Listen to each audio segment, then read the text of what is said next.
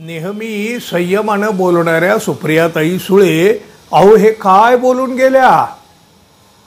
अहो जे शिवसेनेचे गद्दार म्हणून ओळखले जातात, ज्यांच्या कपाळावर गद्दारीचा शिक्का आहे ना, त्यांच्या तोंडी जी भाषा होती किंवा अजूनही असते तीच भाषा तेच शब्द आता सुप्रिया सुळे यांच्या तोंडी आले तरी कसे।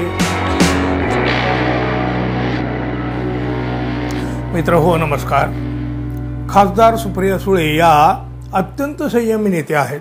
बघा त्या जे काही बोलतात ते अगदी विचार करून बोलतात। आधी बोलायचं आणि नंतर सारवासारव करायची किंवा ते मला तसं म्हणायचं नव्हतं, माझ्या बोलण्याचा माध्यमांनी विपर्यास केला, अशा प्रकारची नाटकं राजकारणात खूप होतात।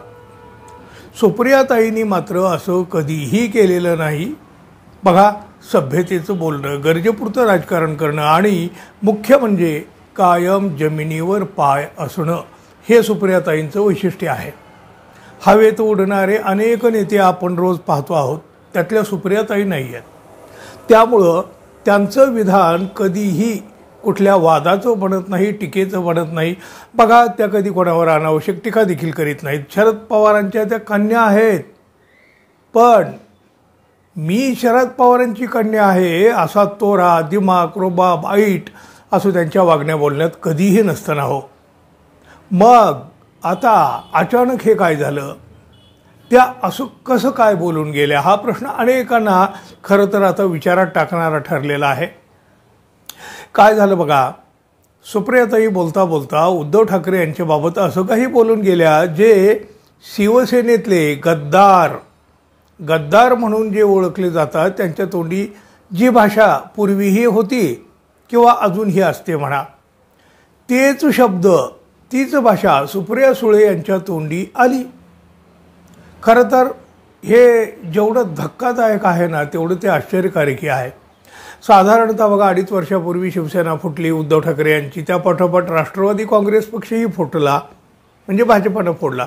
अर्थात यामागची नेमकी कारणं त्यावेळी पक्ष सोडून गेलेल्यांनी तसेच पक्षप्रमुखांनीही पक्षाध्यक्षांनीही वेळोवेळी सांगितलेले आहेत। राजकीय तज्ज्ञांनीही याबाबत आपली मतं नोंदवलेली आहेत।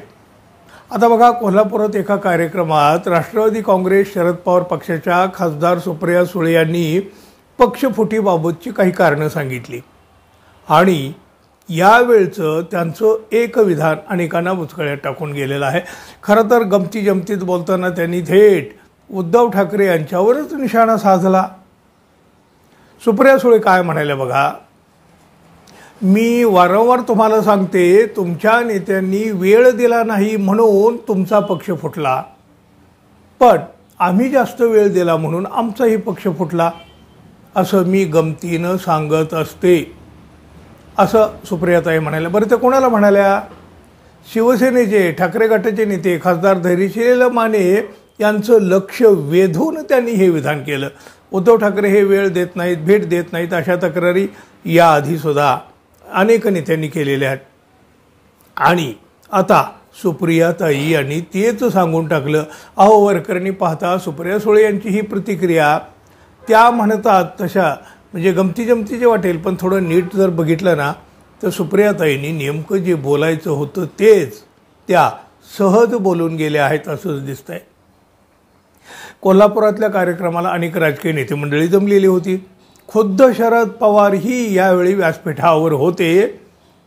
साधारण 2.5 वर्षापूर्वी पहिल्यांदा शिवसेना फुटली, नंतर राष्ट्रवादी काँग्रेस पक्षही फुटला, तेव्हा अनेक स्तरातून विविधांगी प्रतिक्रिया समोर आलेल्या होत्या। त्यावेळी पक्षफुटीच्या मागे दिल्लीतली अदृश्य शक्ती आहे अशी प्रतिक्रिया स्वतः सुप्रिया सुळे यांनी दिली होती। मात्र आता पुलाखालून बरंच पाणी वाहून गेलेलं असताना पुन्हा सुप्रिया सुळे यांनी पक्षफुटीवर भाष्य का केलं असावं हा प्रश्न उरतो।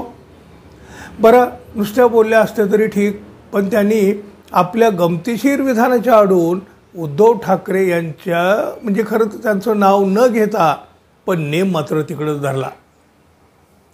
अलीकडंच बघा धर्मवीर 2 हा जो एक चित्रपट आलेला आहे, अर्थात या चित्रपटात जे काही दाखवलं आहे त्यातले अधिकाधिक प्रसंग हे चुकीचे आहेत, खोटे आहेत असं म्हटलंही गेलेलं आहे। या चित्रपटामध्ये बघा एक प्रसंग आहे. संजय शिरसाट यांचं पात्र उद्धव ठाकरे यांच्या खोलीबाहेर त्यांची वाट पाहत असतं आणि त्यावेळी शिरसाटांच्या पात्राच्या तोंडी एक डायलॉग देण्यात आलेला आहे. काय आहे हा डायलॉग? त्यात ते पात्र म्हणतं, कार्यकर्त्यांना कसं सांभाळायचं हे शरद पवार साहेबांच्याकडूनच शिकलं पाहिजे. बस तो प्रसंग तिथं संपतो. मात्र त्याच भावना आता अप्रत्यक्षपणे सुप्रियाताईंनी बोलून दाखवल्याची चर्चा आहे. कुठलंही विधान करताना अतिशय सजग राहणाऱ्या सुप्रियाताईंच्या या विधानामुळं साहजिकच शिवसेना उद्धव बाळासाहेब ठाकरे पक्षाला आणि त्यांच्या नेते मंडळीला देखील वेदना होणारच आहेत. आता या विधानावर शिवसेना ठाकरे पक्षाचे नेते काय प्रतिक्रिया देतात याकडे तर लक्ष लागलेलंच आहे. पण सुप्रियाताईही आपल्या या विधानावर काय स्पष्टीकरण देतात हे पाहणं देखील आता तितकंच महत्त्वाचं ठरणार आहे. पाहूया आता काय काय पडसाद उमटत आहेत, कोण काय बोलतंय, कोण काय सारवासारव करतंय किंवा कोण त्याचा अर्थ वेगळा होता असं कशा पद्धतीनं जे काय आता पुढच्या 2-4 दिवसामध्ये आपल्याला पाहायला मिळेल.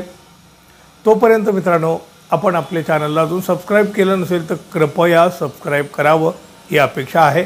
धन्यवाद. पुन्हा भेटू. तोपर्यंत नमस्कार.